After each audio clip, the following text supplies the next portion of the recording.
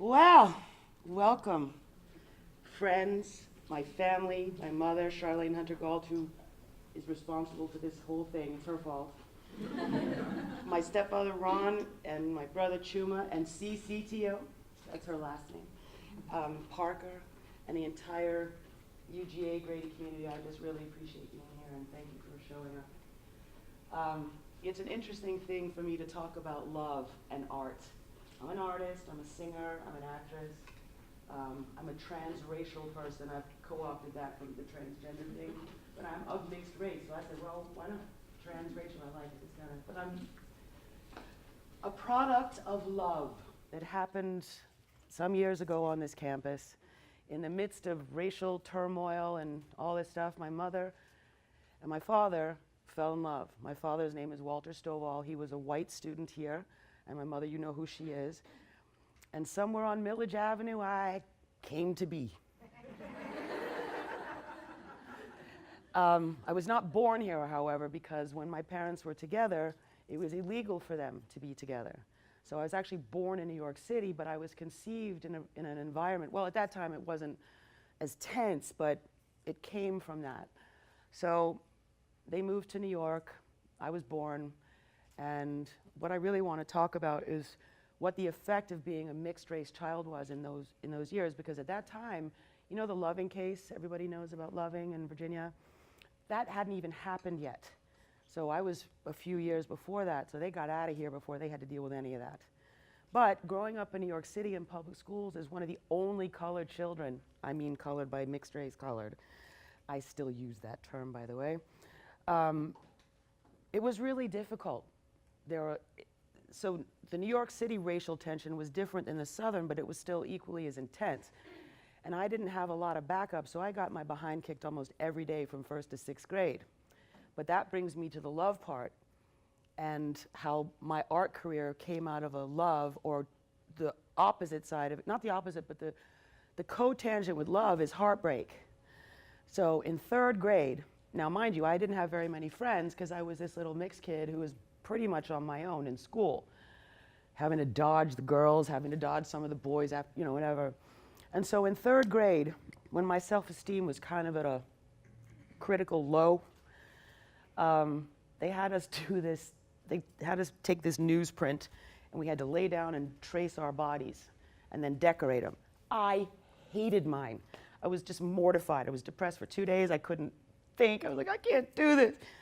So thank God for my performing arts career. I left the art on that floor that day and said, I'm not doing this. I had no desire to be an artist whatsoever. So then I got involved in performing arts and acting primarily. And my mom, bless her, always encouraged me never to comb my hair and always be myself. So myself was this this actress. So I went to performing arts. I learned how to act. And when I got out of, I went to performing arts. Then I went to London for a year and I studied theater in London. I am boardified by the British Board of Fight Directors for armed and unarmed stage combat. That has not come in handy in my career since then, but I still can say I have it. And then when I got out of college, I was trying to get work as an actor. And I was 172 pounds. I had a short blonde crew cut. They couldn't fit me into any particular boxes. You have to have categories when you're auditioning, and I just didn't fit in any of them, except if I was going to play the rollerblade queen, the sympathetic best friend, or the girl in prison. I'm a Shakespearean trained actress. I'm not doing any of those things. And I didn't get any work. So I also had a passion for singing, so I just got in with some people in New York City. I was part of the Black Rock Coalition, which was a group of black rock and roll musicians who wanted to reclaim rock and roll. And so I started working with all these bands, and it was awesome. So I didn't have to worry about the category. Even if my butt was 20 pounds more than I wanted it to look like, I could still sing.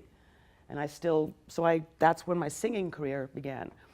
I moved to California some years later, still tried to do the acting thing, but again, the boxes, the categories, I could not get a job. And I needed to, I still needed to perform. So my singing career took off in Los Angeles. And then here we go with the flip side of love and art. And it's funny because on the way from Atlanta to here, I saw a church that said the two-edged sword church of God. And I thought, how fitting, because love is love can be a double-edged sword. So in the midst of my singing career, my whatever, I had this boyfriend that I was crazy about. And for the third time, this dude decided to break up with me again. And I was like, you know what? I refuse to be depressed. I refuse to cry for days. So I started putting my work, my energy into these art pieces. I'd already decorated my house with my work, but this I just felt like doing something. So a friend of mine came over to my house just one afternoon and saw what I was doing. And she said, you know, you really should think about showing in a gallery. It was like, that was the last thing in my mind, because really I had done art to make money, like at Valentine's Day with all that stuff over there. I would make little magnets in plastic boxes. I would put my artwork in my bag. I would go to people's houses. I would have little, salons with my friends who were also artists. We just invite everybody to come over and buy our little stuff, Mother's Day, Valentine's Day, Christmas, you know, all that stuff. But I really wasn't planning on having an art career at all. So I happened to be working for a Haitian art gallery at the time, and my bosses came over to see this work, and they gave me my first show, which sold out, and I quit my job the next day. And that began a career in art. But it isn't easy being an artist. It isn't easy working with your hands and expecting to be paid for it. So hence the heartbreak. But that heartbreak drives me to perform. It drives me to, I sing blues, by the way. So, you know, blues is about heartbreak. It comes from the key of D right into your soul. So my whole life has been about expressing what's happening in my heart and my art. Now, the background, what Parker was alluding to with the healing and the metaphysical part of my life, I spent a lot of time trying to understand what it meant to be an African woman, because I do totally accept that in myself. I sought it out, what it means, because given the fact that slavery happened or whatever, we don't always know where we came from. We don't know our histories necessarily. We don't know our family trees necessarily. So I went on my own search to find my own connection to Africa. Started in Brooklyn, with all the Rastas I knew in Brooklyn. Then I went to Jamaica, hung out with all the Jamaicans, and hung out in the mountains and the hills, and met all kinds of wise people who just pointed my spiritual direction, just kept me pointing in the direction towards myself. And then finally I get to South Africa because my mom and Ron moved there, and I finally got to Africa. I thank Jamaica and Brooklyn a lot for teaching me, getting me ready for Africa. And then my spiritual pursuits really took hold there, and all the stuff all my artwork is based on something that I found in myself in all this journey, and that's my soul and where the light comes inside of me. So everything I do is I pursue that particular journey. But it's led me to a whole bunch of discoveries as an artist, as a singer, as a woman, as a human being. And I just get to meet all these cool people and, you know, interact with all these wonderful people and get to talk about this magic, get to talk about sangomas in South Africa, who are their traditional healers. They made me an honorary one, and some of my work reflects that. I'm very proud of my family and my family's history. I'm wearing my grandfather's cross right now, just as part of the love and stuff in the room. But really what I wanted to do today was engage in a dialogue, because I had a whole speech. The one I did at Harvard, I was going to do that speech again, and I looked at it, I was like, so much has happened, but since then, I don't even, it was like, I'm not reading this. So I just wanted to open up the floor to conversation if you have any questions, whatever. But